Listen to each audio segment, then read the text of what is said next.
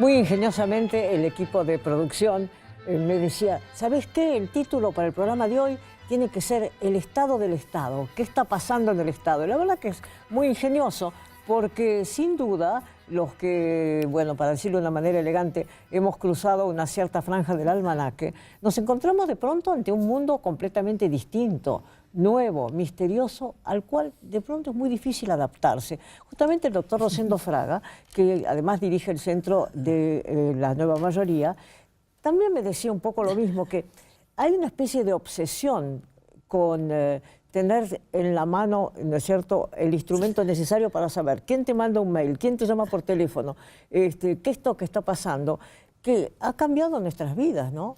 Bueno, yo creo que sí, ha cambiado, desde ya ha cambiado las vidas.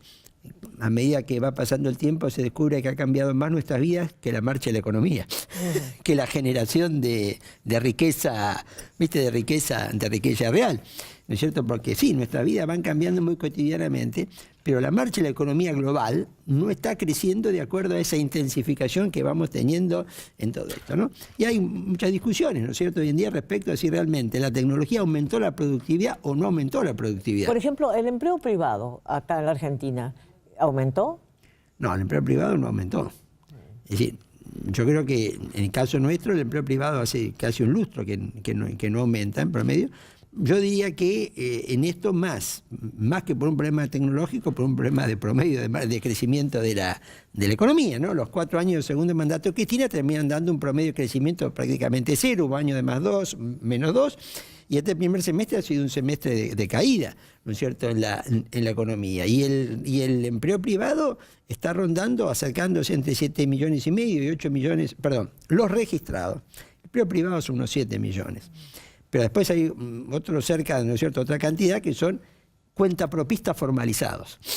¿Eso qué quiere? ¿Cómo se traduce? Y bueno, es gente que, viste, no trabaja en relación de dependencia. Tienen changas. No, sí, pero vos tenés algunos que están formalizados. Por ejemplo, a lo mejor un psicoanalista, ¿no es cierto? Puede ser un trabajador independiente formalizado. Esto nos da unos 8 millones. Ahora, después tenés, viste, realmente casi 40% con las zonas rurales de trabajadores en negro o informales. Pero después de los cuentapropistas, 3 cada 4 están en negro o informales. Un mantero, por ejemplo. Claro. Y después tenés también, digamos, la gente que está, ¿no es cierto?, sobreviviendo con subsidios sociales, que también yo diría que está lo que hoy llamamos una economía precarizada en este punto. Pero son 8 y 8 en este punto. Si vamos al tema del empleo, ¿cierto?, del empleo formal, es más, este primer semestre hemos tenido caída del empleo formal. Podemos discutir la cantidad, yo creo que ronda unos 100.000 o un poco más el primer semestre, y la mitad ha sido la construcción, 58.000, ¿no es cierto? Eso es lo que te iba a decir, la construcción que tradicionalmente abarca un universo enorme, ¿no es cierto? Claro. Ha sido muy golpeada. Bueno, la construcción más o menos, el número, porque ahí tenés un número preciso, de trabajadores formales, menos o entre, sí, cerca de 60.000. Formales menos, ¿no es cierto? Ahora, también ahí vos te encontrás con el otro tema, que es la informalidad.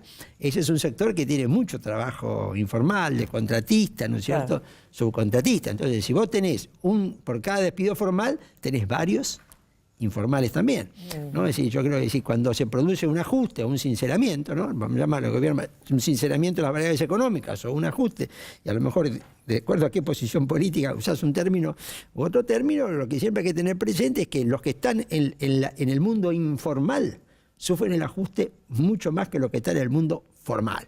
Me llamó la atención los números que daba el observatorio de la Universidad Católica, de la UCA, ¿no es cierto? Incluso, mirá, los anoté, dice que el índice de pobreza del primer trimestre saltó del 34,5 al nivel más alto de los últimos 7 años. Bueno, ¿qué es lo que te está pasando? ¿Cuál es la inflación anualizada de los últimos 12 meses? La inflación de los últimos 12 meses es más de 40%. Claro. Bueno, entonces, con una inflación de ese nivel, digamos, salarios, subsidios, han quedado por lo general por debajo de ese 42%. Y eso es lo que en alguna medida te explica, ¿no es cierto?, el problema. ¿La inflación va a bajar? Sí, probablemente, ¿no es cierto?, va a bajar, pero en este momento yo te diría que mediados de año encontramos una situación social muy dura, una inflación anualizada del 42%, ¿no es cierto?, con una caída de la economía. Ahora, lo que es impresionante es que hemos vuelto de pronto, en medio de todos estos avances, a cosas tan milenarias como el trueque. Fíjate la imagen que tenemos acá, muy cerca del centro de la capital federal, fíjate.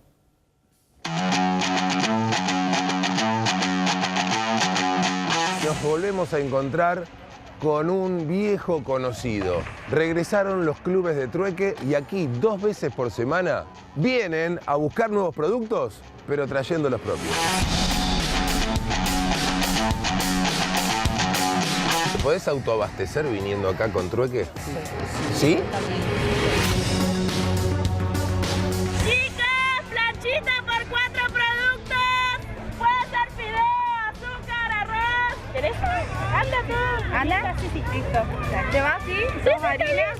Todo me viene bien para acá. Yo no sé lo que es ir al supermercado hace muchísimo tiempo. Ustedes son las organizadoras de este club acá en esta plaza. Sí, exactamente. Empezamos 5 o 10 mujeres en la fuente de Varela. Cada vez éramos más. Venían de muchos lados, lejos.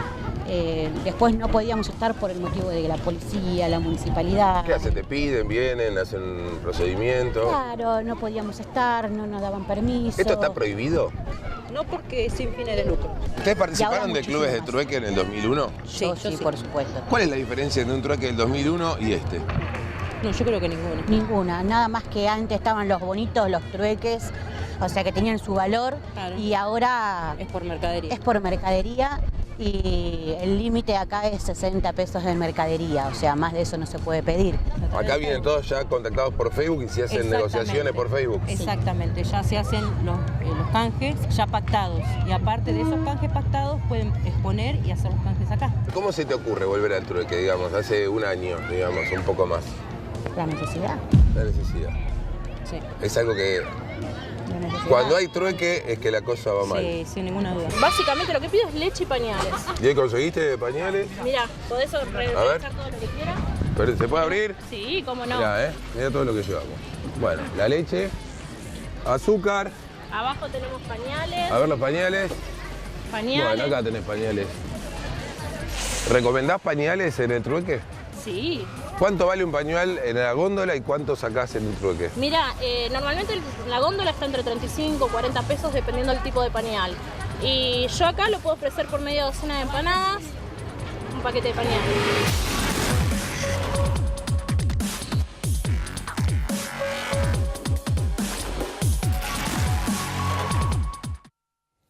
Bueno, esto que pasa en Florencio Varela constantemente es un indicador muy Pero, afligente, ¿no? Absolutamente, yo digo, digamos, vos tenés una cantidad de indicadores. Primero, ¿qué ha pasado con la economía del segundo trimestre? Ha caído el 6%. Claro. Guarda el 6, el segundo trimestre, ¿no es cierto? Entonces, vos estás con un ajuste realmente muy importante y sobre todo, toda esa gente que está en la economía informal, siempre digo, ahí el ajuste es inmediato, no vengas más, te puedo pagar la mitad, vení la mitad del tiempo, ¿viste? No está todo ese proceso de un trabajador formal que tiene el despido, procedimiento de crisis, la empresa puede intentar gestionar un repro, que es un subsidio. Es decir, entonces, cuando vos tenés una situación de caída muy fuerte de la economía, los que están en los sectores informales lo sufren en forma inmediata. Claro, vos es que yo había notado acá que el presidente dijo que si el blanqueo abarcaba 25.000 millones, no se iban a pedir más créditos, que iba a bajar la inflación. ¿Vos crees que esto es factible? Mira, yo creo que históricamente se ha logrado bajar la inflación. El problema es que la Argentina baja la inflación y la baja por periodo, ¿no es cierto? Y después no sostiene esto. Yo creo que en este momento, viste, toda la dirigencia tiene que sentarse un poco a reflexionar sobre la economía, la dirigencia, ¿no es cierto? Porque realmente tenemos, digamos, una economía que está andando peor de lo que el gobierno esperaba. Esto no, es decir, yo no creo que este sea el escenario que el gobierno deseaba. Es más, el ministro de Economía, y creo que con toda buena intención, dijo, la inflación va a ser del 20 al 25. El PBI va a crecer 1,5. Y esto no ha sido así. Algunos pensaban que, ¿te acuerdas con el acuerdo con los holdouts, eso te iba a disparar? Bueno, esto no está funcionando así. Yo creo que lo que hay que hacer es sentarse y reflexionar. Y en esta reflexión, no olvidar las imágenes que estamos viendo, los números que estamos conversando, que cuando hay una situación de esta característica, quienes menos tienen son los que más sufren. Además, el INDEC, que ahora tiene cifras verdaderas y no inventadas, no es optimista, es muy preocupante. Bueno, yo creo que este es el tema. Yo por eso te digo, yo lo que he visto, ¿no es cierto?, con economistas muy reconocidos, el segundo trimestre, la caída es del 6, una caída del 6 trimestre, no quiere decir el año. Es una caída de los momentos muy difíciles de Argentina. ¿Qué es lo que te está coincidiendo? Son los indicadores sociales. O como cuando vos ves que se ha vuelto al trueque es porque realmente la situación es difícil. Sí, efectivamente. Además, es una situación que implica a los jóvenes, yo diría, más que nada, los que... Claro, lo llaman ni claro, trabaja, ni ¿viste? trabaja ni estudia. Ni trabaja ni estudia. Ahí vos tenés no es exactamente lo mismo, pero termina siendo el mismo número. Fíjate que en una estadística de Naciones Unidas que se conoció la semana pasada, da 19.4 de desempleo juvenil en la Argentina. Pero siempre, digamos, los estudios sobre los ninis te dicen que es el 20%. Es decir, ¿qué es lo que te quiero decir? Acá tenés, y ese es el gran tema, porque hay gente que nunca se inserta en el mercado de trabajo y ahí, digamos, hay un problema donde la droga, la delincuencia avanza sobre esa situación. Porque una de las cosas que estuve leyendo es que tenemos, desgraciadamente, la tasa más alta de desempleo de América Latina, ¿no? En los jóvenes sí, el desempleo juvenil. El niní, digamos. Claro, en eso tenemos, ¿no es cierto? Y donde, fíjate, eso fue un estudio de Naciones Unidas que se conoció 2 días después de que el Papa había dicho que el desempleo en la Argentina estaba alto, que algunos habían criticado, pero la realidad es que este es un tema. Y cuando un tema está así, es mejor discutirlo, hablarlo, digamos, ver qué se puede hacer para solucionarlo. Y sobre todo estar muy atento, digamos, a la asistencia social que se puede dar para contener ese problema. Claro, porque fíjate vos que los números que yo por lo menos anoté acá, ¿no? Es que, después de nosotros viene Uruguay en cuanto a desempleo juvenil, ¿no? Los niní, sí. Con casi el 20%, el 19.5%, y Colombia con el 19.1%, ¿no? Sí. O sea que parecería ser un fenómeno generalizado en América Latina. Mira, yo te voy a decir lo siguiente, es decir, el desempleo juvenil es un fenómeno global. Es decir, que la tasa de desempleo en Estados Unidos o en Europa o en Japón o en China suele ser el doble que el promedio. Hay un problema global, ¿no es cierto?, con el desempleo juvenil, ¿no es cierto?, que tiene que ver con que la expectativa de vida también ha subido, ¿no es cierto?, que les cuesta mucho más insertarse en el mercado de trabajo, una serie de factores. Teóricamente, vos fíjate, con el papel de la tecnología y al ser los jóvenes más aptos para avanzar en la tecnología, debería ser al revés. Pero claro, sin embargo, un problema global. En América Latina ese problema está agudizado, porque además, ¿no es cierto?, porque es donde en algunas oportunidades el desempleo juvenil, viste, hasta te triplica el promedio. Claro, además, y no nos podemos extender, pero el desempleo juvenil también trae el abuso de la droga. Claro, y ahí que crea un terreno, un ámbito, claro, donde fenómenos como la droga o la criminalidad tienen más condiciones, ¿no es cierto?, para avanzar. Por eso, ahora, de cualquier manera, el eje de la solución es que la economía vuelva a crecer. A partir de que la economía vuelva a crecer, ¿no es cierto?, hay posibilidad de solucionar estos problemas. Pero el mientras tanto, ahí es el punto, el mientras tanto, ahí está donde ¿viste?, es donde el Estado tiene que cumplir un papel que es irreemplazable, donde las ONG ayudan, pero no sustituyen al Estado. Y la asistencia social en este momento y los planes de asistencia son fundamentales que lleguen a la gente. Yo a veces, veo que hay planes bien concebidos, ¿no es cierto?, pero que la implementación después se complica. Y sobre todo, que cuando hablo de planes sociales, con cuidado con pensar que Internet me va a resolver todos los temas, o que Internet es el medio para resolverlo. Porque ahí me encuentro, que en los sectores de menores ingresos la penetración de Internet es menor. Entonces muchas veces, ¿no es cierto?, yo lanzo un plan que puede estar bien concebido, pero la implementación después se me complica para llegar a la gente. Claro.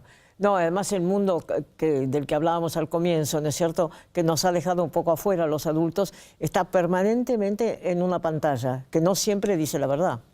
No siempre dice la verdad, ¿no es cierto? Y también yo creo que lo que hay que este tema de Internet, de exclusión-inclusión, que está, muy, muy discutido como concepto social, también en esto en exclusión-inclusión. Cuando vos planteás proyectos como el ciudadano digital, todo eso, bueno, hay dos sectores que se te quedan afuera. La gente muy grande y la gente muy pobre. Efectivamente. Rosendo Fraga, como siempre, muchísimas gracias. Gracias por invitarme.